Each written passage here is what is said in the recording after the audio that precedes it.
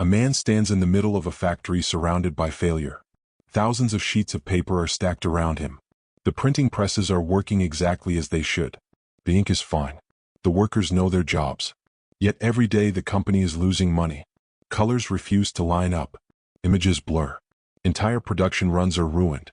Nobody can find the cause. Then comes the twist. The enemy destroying the factory is not a broken machine. It is not a careless worker. It is not bad ink. It is the air itself. Invisible moisture floating through the building is quietly wrecking everything. What happens next will change the future of America.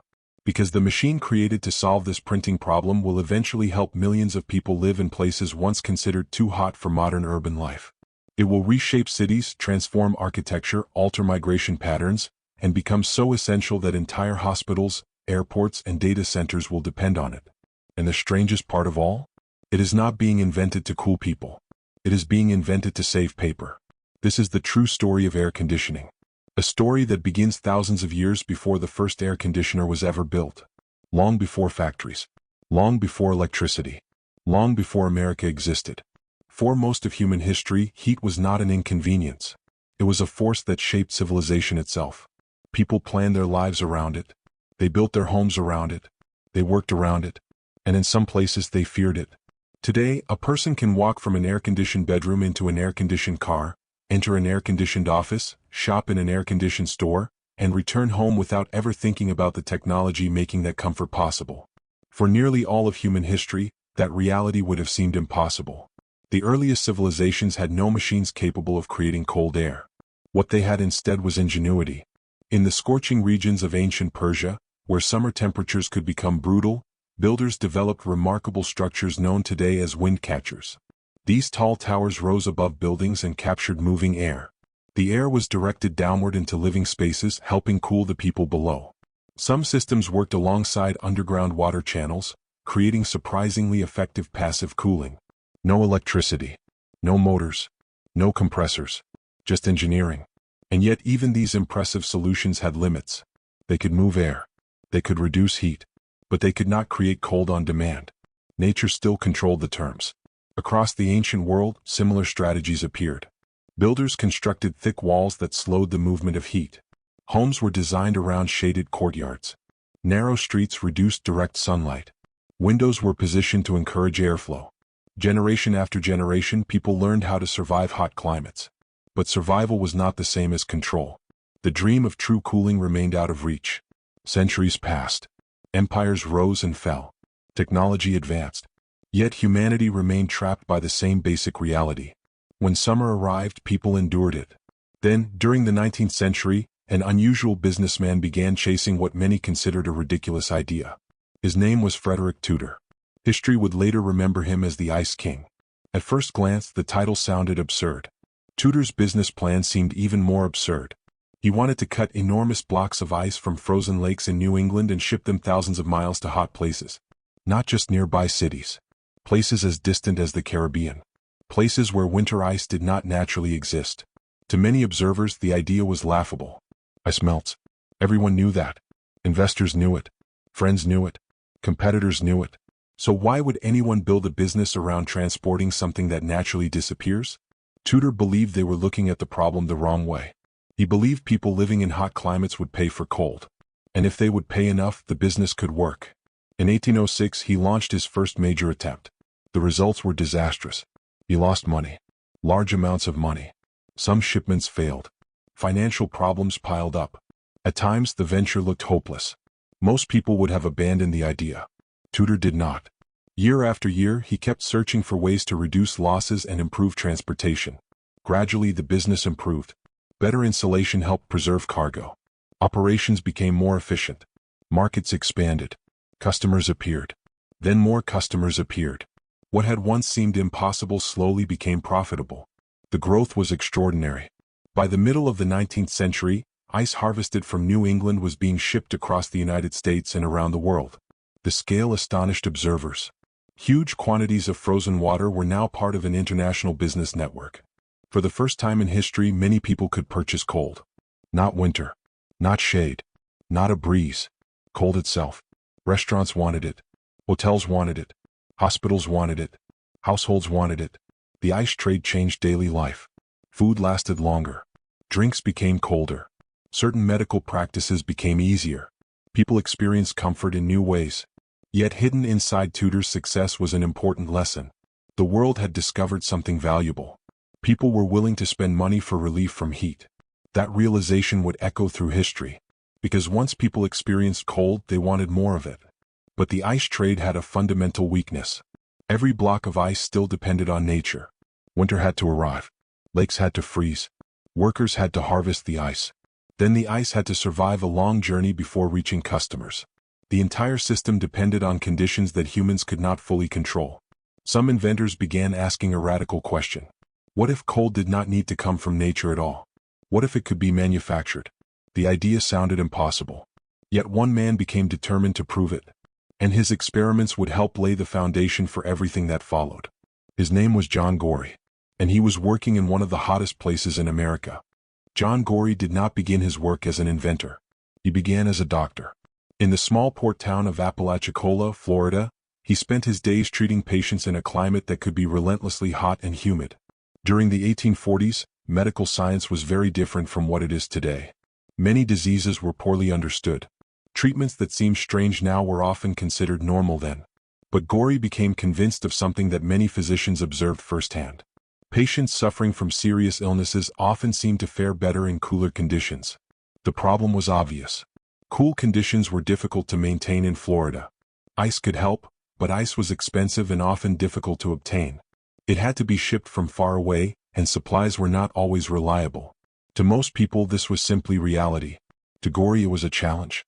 Instead of asking how to acquire more ice, he began asking a more radical question. What if ice could be created whenever it was needed? The idea sounded almost impossible. For thousands of years, human beings had harvested cold. They had never truly manufactured it. Gorrie became obsessed with solving the problem. Years of experimentation followed. The work was difficult. Money was limited. The technology did not yet exist in a practical form. But Gorrie kept pushing forward.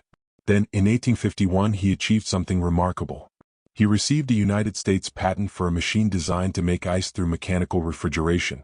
The machine compressed air, cooled it, and used the resulting process to create ice. By modern standards, the technology was primitive. By the standards of the mid-19th century, it was revolutionary. For perhaps the first time, a machine had demonstrated that winter could be created without winter. Cold no longer had to be harvested from nature. It could be manufactured. Yet history is filled with inventors who were correct too early. Gorrie was one of them. The technology was expensive. Investors were cautious. Infrastructure was limited. The commercial world was not ready. His machine never achieved widespread success during his lifetime. Financial support faded. His health deteriorated. And in 1855, John Gorrie died without witnessing the future he had imagined. From one perspective, the story looked tragic. A visionary inventor had failed. But history often tells a different story decades later. Because failure does not erase an idea. And Gorrie's idea was too important to disappear.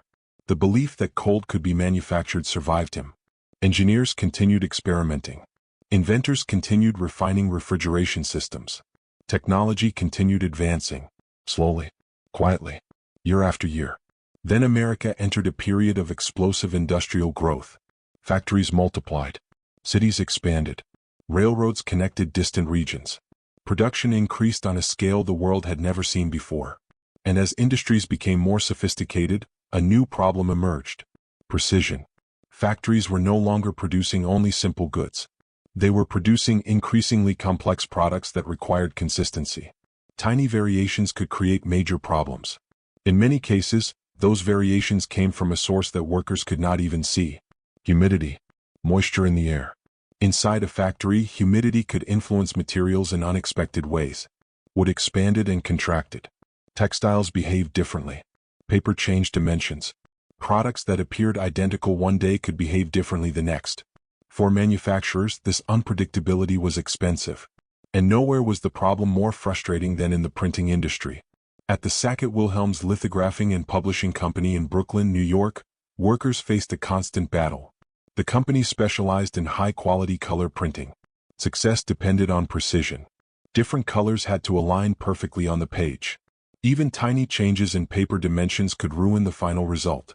Humidity was causing exactly those changes. When moisture levels rose, paper absorbed water from the air. The sheets expanded. When conditions changed, the paper contracted again. The differences were often microscopic. But in high-quality printing, microscopic differences could become expensive mistakes. Entire production runs could be affected. Schedules suffered. Costs increased. Management needed a solution. In 1902, the company turned to the Buffalo Forge Company for help. The assignment eventually landed on the desk of a young engineer named Willis Haviland Carrier. At the time, Carrier was only 25 years old. Nobody viewed him as a world-changing inventor. Nobody expected his work to transform modern life. Most importantly, he was not trying to make people comfortable. This is one of the biggest misconceptions in the history of air conditioning. Carrier was not hired to cool workers. He was not hired to improve summer comfort. He was hired to solve a printing problem. Nothing more. At first, the challenge seemed straightforward. Find a way to stabilize the paper. But the deeper Carrier investigated, the more he realized the real problem was not the paper. The real problem was the air surrounding it. Humidity had become the enemy. If humidity could be controlled, the paper could be controlled. That realization changed everything. Carrier began studying the relationship between temperature, moisture, and airflow. He filled notebooks with calculations. He analyzed atmospheric conditions. He searched for a way to regulate the environment itself. Then came a moment that would later become famous in engineering history. One night in Pittsburgh, Carrier was waiting for a train. Fog drifted through the station. Most people would have seen nothing unusual. Carrier saw a clue. As he watched the fog, he began thinking about moisture suspended in the air. He understood that if air could be cooled in a controlled way, excess moisture could be removed from it. If moisture could be removed, humidity could be controlled. And if humidity could be controlled, entire indoor environments could be stabilized. The idea was elegant and potentially revolutionary. Carrier returned to work with a clearer vision.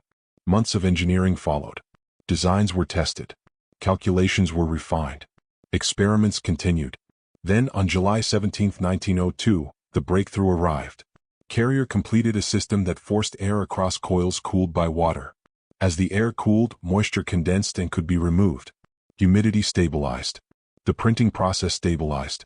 The problem was solved. To the managers at Sackett-Wilhelms, it was a successful engineering project. To history, it was something much larger. Without fully realizing it, Willis Carrier had helped create the foundation for modern air conditioning. At first, almost nobody noticed. There were no national celebrations. No headlines declaring the birth of a new era. No crowds gathering to witness history. There was only a machine quietly doing its job inside a printing plant.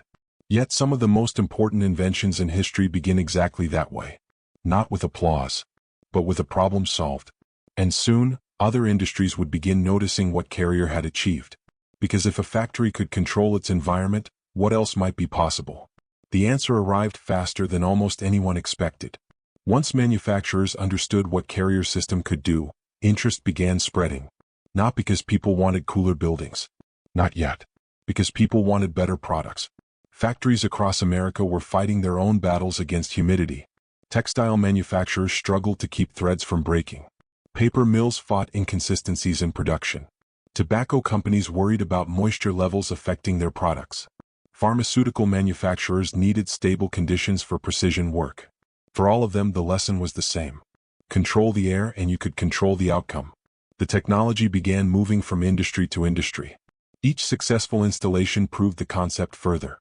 Each solved problem revealed new possibilities. And gradually, engineers began realizing something important. The system was doing more than controlling humidity. It was also making buildings more comfortable. At first, comfort was almost a side effect. But side effects can become revolutions. By the early 20th century, American cities were growing rapidly. Factories were larger. Office buildings were taller. Crowds were increasing. And every summer brought the same challenge. Before air conditioning, summer in many American cities could be exhausting. Office workers wiped sweat from their desks. Store owners opened windows and hoped for a breeze.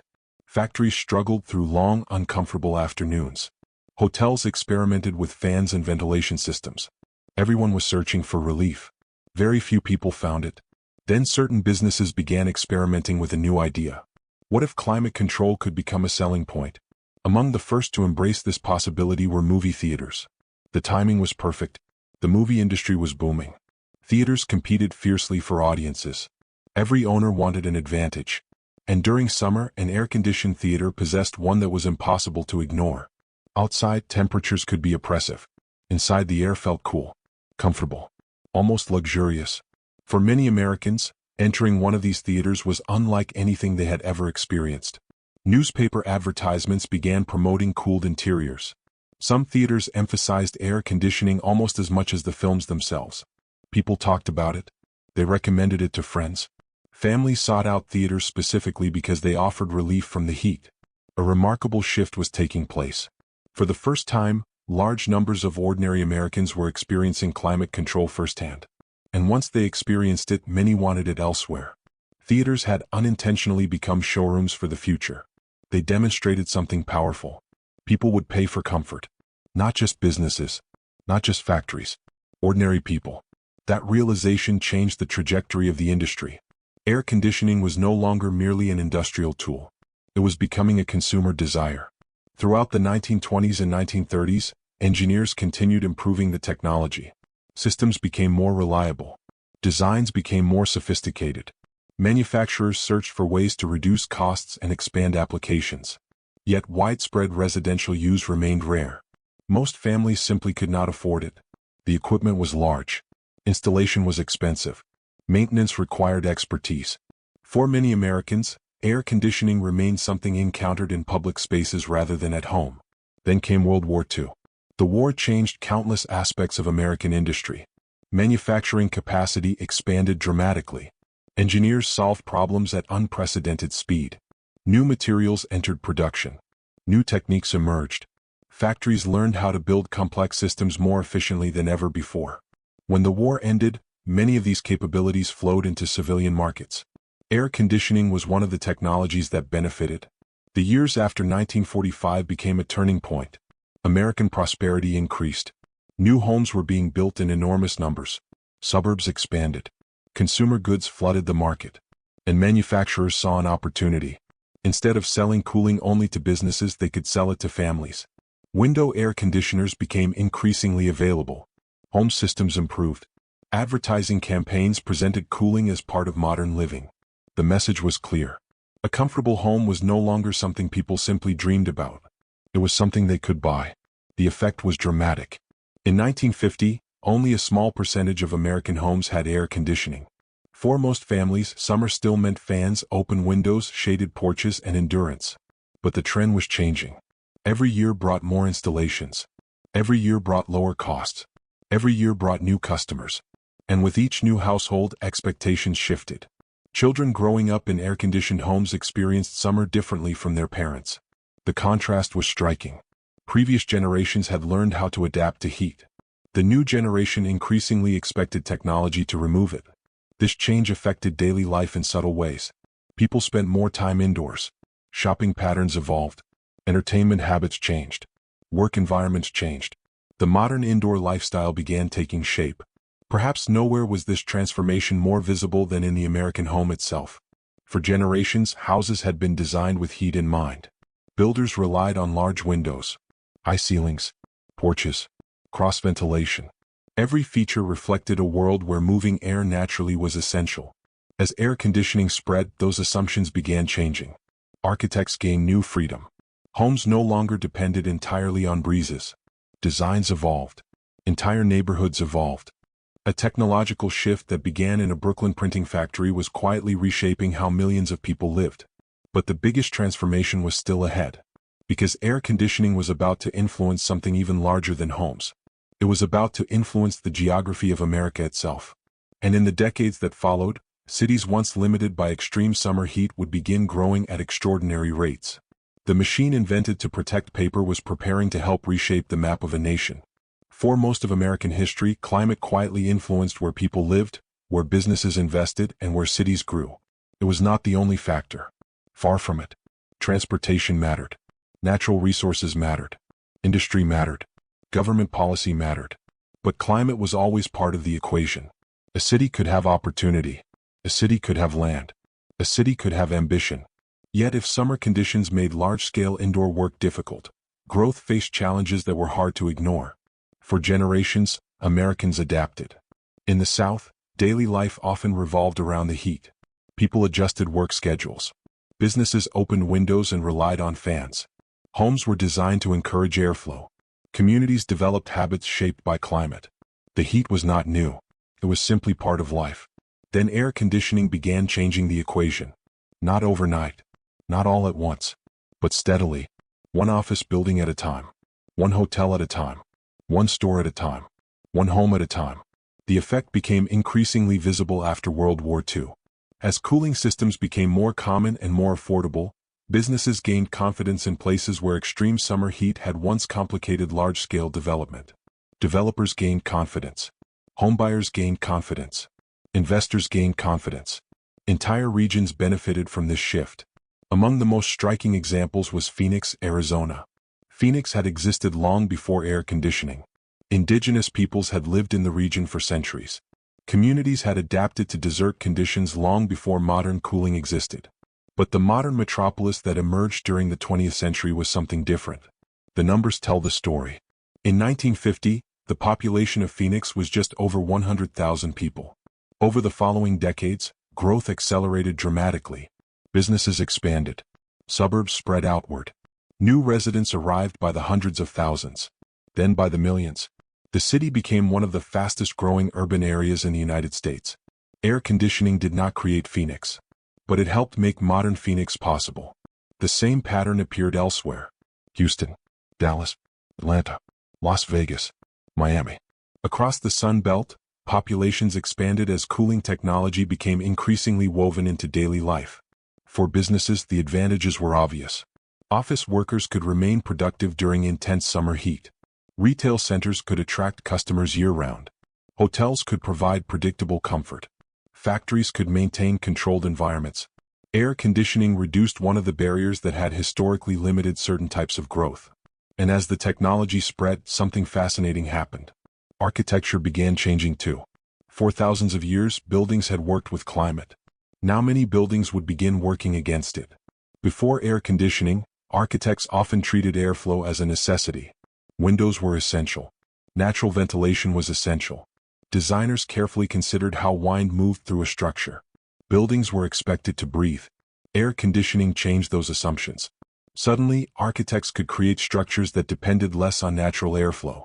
Glass towers became more practical. Sealed office buildings became more practical. Large enclosed shopping centers became more practical. In some modern skyscrapers, windows do not even open. The building relies entirely on mechanical systems to control its environment.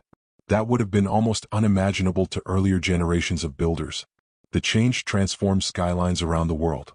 Many of the buildings people associate with modern cities were designed with the expectation that climate would be managed by machines. But with every advantage came a new dependency. A naturally ventilated building can often continue functioning during a power outage. A sealed glass tower faces a very different challenge. The more society embraced air conditioning, the more society began depending on it. And that dependence extended far beyond homes and offices. Hospitals relied on cooling systems to maintain safe conditions. Laboratories relied on controlled environments for sensitive work. Airports relied on climate control to handle enormous numbers of travelers. Manufacturing facilities relied on stable temperatures and humidity. Then came another revolution: computers. As computing technology advanced, engineers encountered a familiar problem.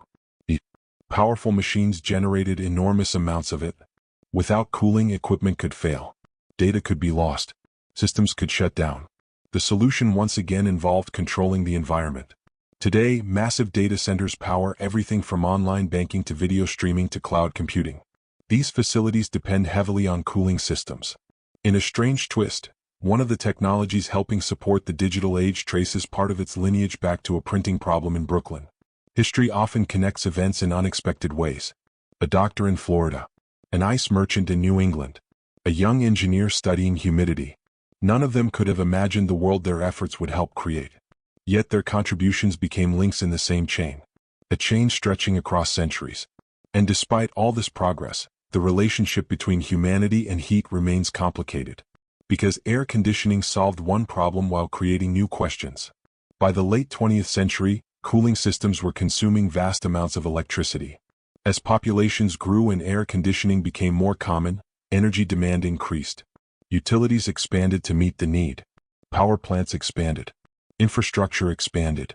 The benefits were undeniable. Millions of people enjoyed greater comfort. Economic productivity improved. Certain regions experienced extraordinary growth. Public health benefited during dangerous heat events. Yet every benefit carried costs. The world had become cooler indoors. But maintaining that coolness required enormous resources. Engineers began searching for more efficient systems. Researchers explored new technologies. Manufacturers worked to reduce energy consumption. The challenge continues today. And perhaps that is what makes the history of air conditioning so fascinating. It is not a story with a clear ending. It is a story that is still unfolding. Every summer, millions of people depend on a technology whose origins most of them have never considered. They adjust a thermostat. They hear a familiar hum. Cool air begins flowing through a room. The experience feels ordinary, almost invisible. Yet hidden behind that ordinary moment is a story stretching back centuries. A story of inventors, engineers, entrepreneurs, and dreamers. A story of failures that led to breakthroughs. A story of people trying to solve problems that seemed impossible. And above all, a story about one of humanity's oldest struggles. The struggle against heat. But before this story reaches its conclusion, there is one final truth that makes the history of air conditioning far stranger than most people realize. Because in many ways, air conditioning did not simply change how people lived. It changed how people imagined living. And that may be its most powerful legacy of all. For thousands of years, human beings accepted a simple fact. The environment set the limits. A city could only grow so large before local conditions pushed back. A building could only become so enclosed before heat accumulated inside. A workplace could only remain productive for so long before summer temperatures took their toll. People adapted. But adaptation and control are not the same thing. The history of air conditioning is ultimately the story of that transition. The moment humanity moved from adapting to climate toward actively managing it. What makes this story unusual is that nobody set out to accomplish all of that. Frederick Tudor was trying to sell ice. John Gorey was trying to help patients. Willis Carrier was trying to solve a printing problem. None of them woke up believing they were about to influence migration patterns, architecture, urban development, medicine, computing, and daily life for billions of people. History rarely works that way. Most world-changing inventions begin with specific problems. Only later do their consequences become visible. Consider the average day in a modern city. Office workers enter climate-controlled buildings. Students learn in climate-controlled classrooms. Passengers wait inside climate-controlled airports. Shoppers walk through climate-controlled stores. Patients recover inside climate-controlled hospitals. Meanwhile, behind the scenes, climate-controlled facilities protect medicines, preserve food, support manufacturing, and help operate the digital infrastructure that powers modern communication. Many of these activities now feel normal, expected, routine. Yet, if a person from the 19th century suddenly appeared in that world, the experience would seem extraordinary. Not because of smartphones. Not because of the internet. But because entire populations have become accustomed to controlling indoor climate on a scale previous generations could barely imagine. That transformation happened remarkably fast. Willis Carrier's breakthrough occurred in 1902. By historical standards, that was yesterday. In little more than a century, air conditioning evolved from a specialized industrial solution into one of the defining technologies of modern civilization. Very few inventions have spread so widely in such a short period of time. Even fewer have influenced so many aspects of everyday life. And yet most people rarely think about it.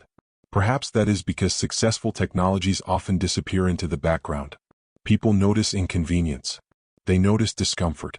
They notice failure. They rarely notice systems working exactly as intended. Air conditioning succeeds by becoming invisible. A room feels comfortable. People move on with their day. The technology receives little attention. Until it stops. Then its importance becomes obvious almost immediately. A heat wave strikes. Power fails. Buildings warm rapidly. The invisible system suddenly becomes visible again. People remember how much modern life depends on something they normally ignore. This dependence has become especially significant during periods of extreme heat. Throughout history, heat waves have ranked among the deadliest natural hazards. Long before air conditioning became widespread, extreme temperatures could overwhelm communities with few options for relief. Modern cooling systems have not eliminated that danger. But they have changed humanity's ability to respond to it. In many places, access to cooling is now considered an important public health issue. Hospitals prepare for heat emergencies. Cities establish cooling centers. Emergency planners incorporate climate control into their response strategies. The technology that began as an industrial innovation now plays a role in protecting lives. That reality would have astonished many of the people who helped create it. Imagine explaining modern air conditioning to Frederick Tudor. The man who built an empire around cutting ice from frozen lakes would learn that future generations would create cold with machines, distribute it through buildings, and treat it as an ordinary part of life. Imagine explaining it to John Gorey. The physician who dreamed of manufacturing ice would discover that the concept he struggled to prove would eventually support entire cities. Imagine explaining it to Willis Carrier. The young engineer trying to stabilize humidity inside a printing plant would learn that his work would influence where millions of people choose to live. The scale of the outcome would seem unbelievable. Yet that is exactly what happened. A chain of ideas stretched across decades. One innovation built upon another. One problem led to another solution. One breakthrough created opportunities nobody had anticipated. And together, those developments reshaped the modern world. Which brings us back to the strange promise hidden inside the title of this story. Before air conditioning, was half of America unlivable? Not literally. People lived throughout the South and Southwest long before modern cooling existed. They built communities. They raised families. They developed cultures uniquely adapted to their environments. The truth is more interesting than the myth. Air conditioning did not make these places livable for the first time. It helped make modern large-scale urban life in many hot regions easier, more practical, and more attractive. It reduced limitations that had existed for generations. It enabled growth that might otherwise have unfolded very differently. And in doing so, it helped reshape the demographic and economic map of the United States. The real story is not that air conditioning conquered nature. Nature remains powerful. Temperatures still rise. Heat waves still occur. Climate still influences human life. The real story is that humanity developed a remarkable tool for managing one of its oldest challenges. A tool whose effects spread far beyond its original purpose. That is why the history of air conditioning belongs among the strangest origin stories of any everyday technology. Because the journey begins with ancient builders searching for relief from heat. It passes through frozen lakes in New England. It moves through a doctor's workshop in Florida. It enters a printing factory in Brooklyn. Then it escapes into theaters, homes, offices, hospitals, skyscrapers, and cities around the world. At every stage, the goal seems modest. Move some air. Preserve some ice. Solve a production problem. Make a room more comfortable. Yet together, those modest goals produced extraordinary consequences. Today, billions of people benefit from that chain of events without ever seeing it. They feel cool air flowing from a vent. They sleep comfortably on a summer night. They work inside buildings that would have been difficult to imagine a century earlier. And most never stop to wonder how it all began. But now they know. It began with humanity's refusal to accept heat as an unavoidable fact of life. It began with people who looked at a problem that had existed for thousands of years and believed it could be solved. And in solving it, they changed the world. If you enjoyed uncovering the strange origin of air conditioning, subscribe to BeforeCommon. Because some of the most ordinary things in modern life have the most extraordinary histories.